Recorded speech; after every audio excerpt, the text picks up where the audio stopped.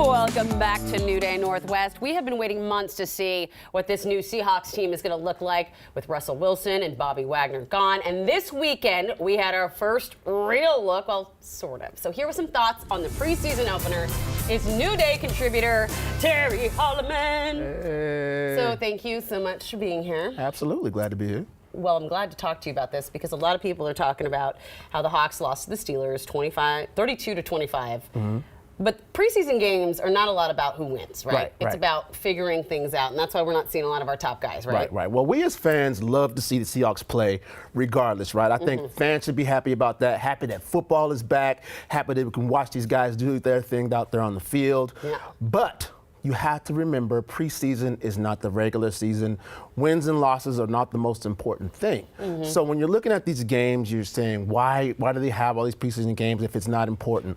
Well, think about these guys. They haven't played football together in a long time, months and months and months. So it's about working those kinks out, right? Yeah. Getting back in the groove with things. That's the first thing. The second thing, these coaches, too, they have to get back in the swing of things as well. Calling plays, getting guys in the right position and doing the right things. And then you have to take into account there's a lot of young guys, a lot of new guys that they drafted, free agencies right out of college. And so these guys are really trying to make a team. They're trying to create their dream and go on to the next level and make this squad. So they haven't even made the team yet, like officially? Or is the coach just kind of figuring out who's going to fit where still? So basically at the beginning of camp, you have up to 90 guys in camp, right? And so they have to whittle that down to 53 guys before the season starts. So there's like 40-something guys their dreams are going to end. No, so yeah. I did not realize that. Yeah, guys that will probably never, ever play football ever again for the rest of their lives. I know, it's upsetting, right? I know, because I've been there. But, it's tough. So these guys are really trying to make their dream happen. And so these games are built for that, for the coaches to evaluate them, see what they're able to do, see their skill level, and also see if they are able to understand what it takes to be a professional. So that's why, you see some names that you might not recognize and see some names that you probably won't see again. Gosh. Thank you for sharing that other side of that. That's intense. Yeah, it is really intense. Well, two guys who have made the team, and we know, think a lot about the quarterback performance. Is this Geno-Drew competition? Is it closer than we thought? It really is closer than I thought, for sure. I mean, I thought, them bringing Drew over from Denver, that he was going to be given the spot. But, they got Geno was able to start this game versus Pittsburgh this past weekend, and he did relatively good. He started off like 8 for 8. And was making some really good passes. It wasn't a whole lot of stuff deep down the field, but a lot of intermediary passes, and he ran the ball very well. And so I was like, oh, well, there's a real competition now. And then Drew came in the second half and played just as well. So it's going to be tough, tougher than a lot of us thought, for sure. And I think that's a good thing when you have two quality guys that look well. And we'll see further as more preseason games go. They'll get more playing time as the preseason. So we're still not going to know for a bit. We're not going to know. I don't think so. And I think that when it happens, I think Pete and this crew are going to have to come together and make a decision. And I think they'll let us know before the season starts. Speaking of Pete, word on the street, he wasn't happy with the tackling. What happened there? Yeah, so the deal is, in today's National Football League, they don't do a lot of tackling in practice, before the season starts.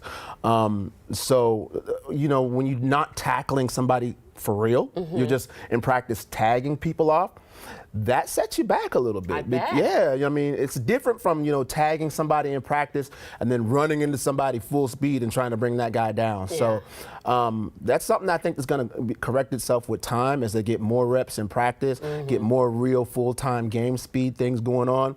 They'll be able to correct that. But the tackling was atrocious. You were seeing guys, guys from the Steelers were getting hit and then dragging guys for like 5-10 yards down the field. Oh, man. Yeah. I mean, it is a thing. You talk to football players from the 80s and 90s, and they say, this game isn't even what it was, sort of. It's just changed a lot. It has. And some of it's for the good because, you look at the long-term injury situation with older football players, guys that played in the last generation, and they've done a good job of trying to eliminate some of those injuries, some of that wear and tear on the body. And so this is what we have. We have a situation where guys aren't getting the full experience during the preseason of tackling and how to hit guys. All right, well, let's talk about blocking. The rookies on the O-line, they look pretty good. They did. The Seahawks, of course, went and got a first-round draft pick of offensive tackle in Charles Charles Cross, and he played fairly well. You know, he did good. He's a big, strong kid, and he did really good in blocking for the quarterbacks. And another guy that I'm really excited about is an offensive lineman, and it's a double-edged sword for me. His name is Abe Lucas, and I say it's a double-edged sword because I've known this kid since he was in the 8th grade. Yeah. I actually coached him in high school too, so it was good to watch him now do his thing. And he's bullying people, and and the double-edged sword about it is he's also a Cougar.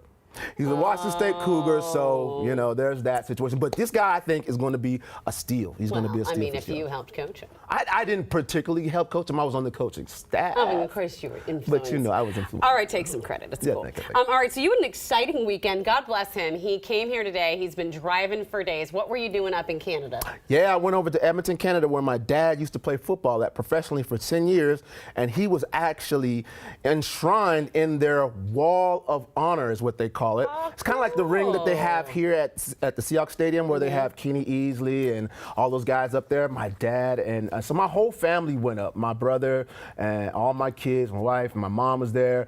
And it was a really cool experience. It was a late night game, and there was a thunderstorm. It was just so surreal. And they gave us all jerseys, and it was a big time honor for me and my family. I have the chills. Congratulations, Joe. Yeah, thank you. Yeah, my dad, like I said, spent 10 years up there. He played college football at Arkansas State. So we came from Arkansas, of all places, to Edmonton, Canada, which was a big culture shift. And he made an incredible name for himself up there. Played on a team that won, basically, you know, their version of the Super Bowl is called the Grey Cup. And this team won 5 times in a row. Yeah. Wow. And it was a city where the Edmonton Oilers played hockey at, and they were winning back-to-back NHL championships as well, and it became known as the City of Champions. I love that. And my dad was part of that. Yeah, and I got to grow up there a little bit and have a little fun up there in the snow. Well, it's no surprise that you became one yourself. Oh, well, thank you. Champion does. Champion. All right, thanks, Terry. And just a reminder, y'all, that the King 5 is the official local television partner of the Seattle Seahawks. It means we have special access for post-game coverage. We have exclusive player and coach interviews, and we will have a lot of that content right here on New Day Northwest.